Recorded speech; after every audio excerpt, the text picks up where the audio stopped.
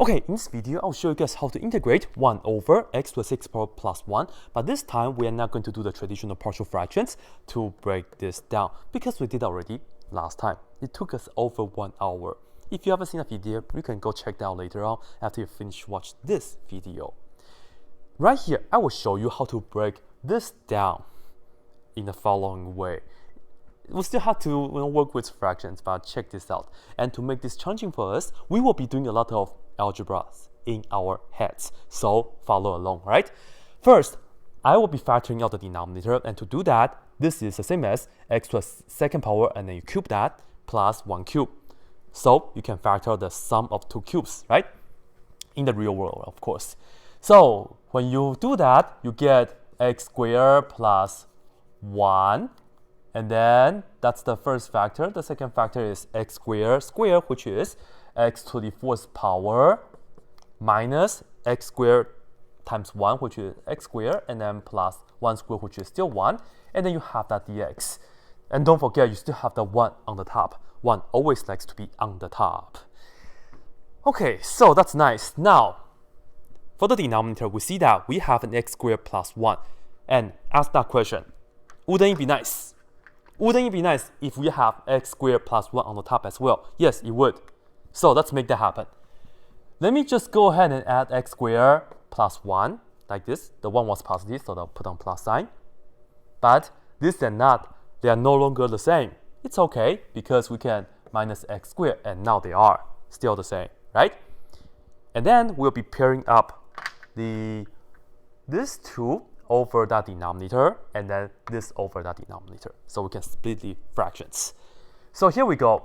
The first integral will be, when you do this over that, the x squared plus 1 cancel. So you just have 1 over this. So let me just put down 1 over x to the 4th power minus x squared plus 1. And let me close this integral right here. And then you see this right here, it's a minus. So of course, let's put on the minus. And that's the integral. And we have x squared on the top. But don't be sad. Yes, I know, even though you cannot cancel out anything, seriously, don't be sad. Why? Because if you look back, this denominator is, of course, still x to the 6th power plus 1. And if you look at x to the 6th power as x to the 3rd power and then square, good things happens, right? So let me put that down. X to the 3rd power square plus 1 dx. And yes, this right here, we can just finish it by doing a little u sub, letting u equal to x to the 3rd power. Now, this is the monster, but it's okay because we can still break it down in the following way. All right, so hopefully you guys have seen a video of mine that showed you how to integrate 1 over x to the 4th power plus 1, right, without this middle term. That video, and this integral right here, they are really similar. What we want is, I want to have x squared right here to help me out. Yes, even though we have the x squared earlier, but let me use it again right here. Just pretend that this is the only integral that you're working out right now, all right? So here we go.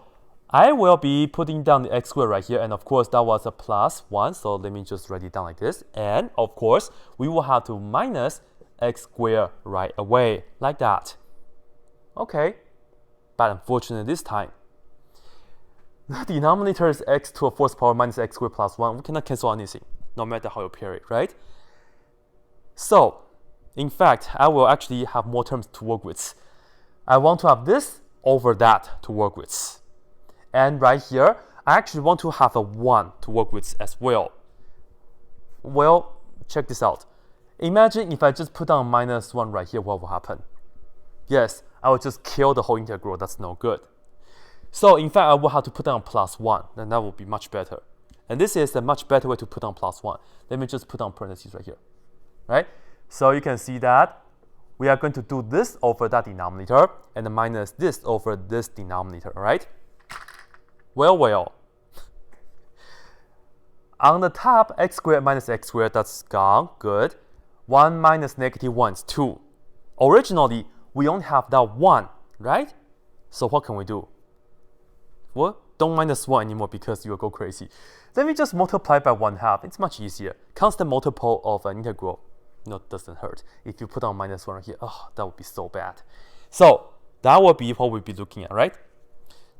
So let's go ahead and finish this. Right.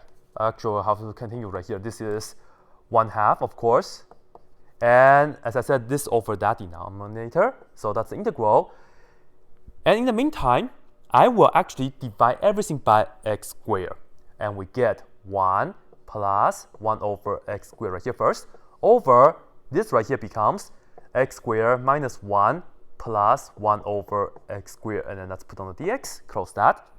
Next, we have a minus and then that 1/2. So let's put on a minus here. And then the 1/2, and then the integral, this over that, and again, we'll divide everything by x squared. So we end up with 1 minus 1 over x squared over, everything becomes x squared minus 1 plus 1 over x squared dx. And yes, right here you can finish this integral already, but I don't feel like doing any integral yet. So let me just write it down right here. X squared over x cubed squared plus 1 dx, right? Now let's just focus on this too. Well, if you look at the denominator here, we can almost factor it. It's almost factorable right here as well. Well, in order for us to factor it, we actually want to have a 2 right here, so we can factor. Likewise, we actually want to have a minus 2 right here instead, right? It's okay, because what we can do is look at this and say that's x squared minus 2 and then plus 1 over x squared. This right here is factorable, so nice. But don't forget, original, this is a minus 1. So what we have to do is, yes, just put plus 1 after that. Nice, right? So you will see this right here, it's going to be the 1/2 integral 1 plus 1 over x squared. This is so good because once you factor this, you get x minus 1 over x and then square and then plus 1. Close the integral. And if you let u equal to this right here, the derivative of x minus 1 over x is precisely 1 plus 1 over x squared. And yes, it's pretty much it for the integral. Now, look at this.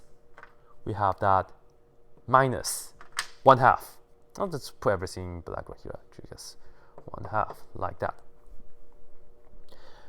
Unfortunately, I cannot do the same thing right here because we have 1 minus 1 over x squared, right? So in order for me to produce similar thing right here, I want to have x plus 1 over x and then square. So I can let the inside be the u and then we can get at the top, right? Well, instead of putting down minus 2 right here like that, we want to have plus 2 instead. So look at this right here. I will write it down as x squared plus 2 and then of course the plus 1 over x squared. In order to preserve the minus 1, we will have to minus 3 right here. Still the same, still cool, right? So you see this is the integral 1 minus 1 over x squared over this right here becomes x plus 1 over x, and then you square that. And then let's look at the minus 3s, square root of 3 square, and of course that's a minus in between, and then we have the dx right here. And then perhaps let me just write this down one more time, the integral of this. Yeah, and we are ready to integrate. Let's do everything in our head first.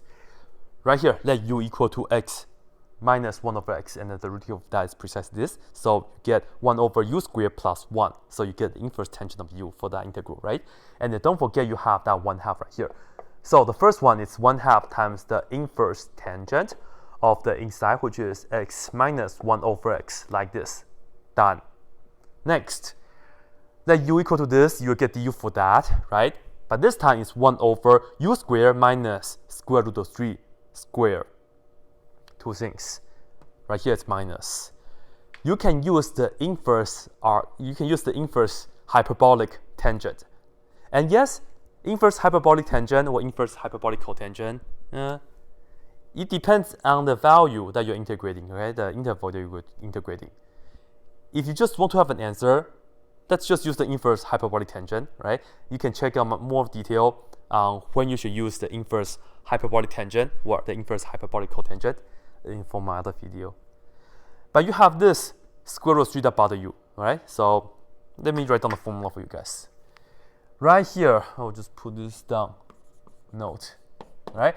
Integral 1 over u squared minus a squared du, right? This doesn't look like integral sign. Let me write it down better. This right here, as I said, either the hyperbolic cotangent, inverse hyperbolic cotangent or inverse hyperbolic tangent is okay, because you don't have the numbers here. It's okay. All right. Usually a goes first, but this time it's u goes first, right? U squared. So you actually have a minus, and then you have the inverse hyperbolic tangent of u, and you have to divide it by a. And then in fact, if you do some substitution, you also have to divide it by the a on the outside, like this, right? So that's the idea. I'm not going to put on plus c because this is the main dish. So we have the minus 1/2. This is my a. Goes down here, so we have the square root of 3. But you see, originally, this was a minus. I should put on the minus in black first. When you do this right here, you end up with another minus. So minus minus becomes plus, like this. And you end up with the inverse hyperbolic, let me put on inverse hyperbolic tangent of 1 over a first, if you would like. So you can put on 1 over square root of 3 right here, if you would like. And then multiply by the u, which is that. So you can write it down as parentheses, x plus 1 over x, close that, and you're done for that. Lastly, for this part, then u equal to this, and do this in your head, so you get a minus. And you actually have a 1/3 factor because the derivative of x to the third power is 3x squared, so you have the 1/3 factor, so don't forget that. So we have the 1/3 inverse tangent, right, of x to the third power. And you are all done. So that's very nice, very nice. And of course, in the end, put down the plus c, right? Box the answer right here. Whew. Yeah, this is it. Yeah. Hopefully you guys all like this video. Leave a comment down below and let me know if you guys like the traditional partial fractions more or this kind of algebra more. And yeah, if you guys are new to my channel, be sure to subscribe. Thank you guys so much. And as always, that's it.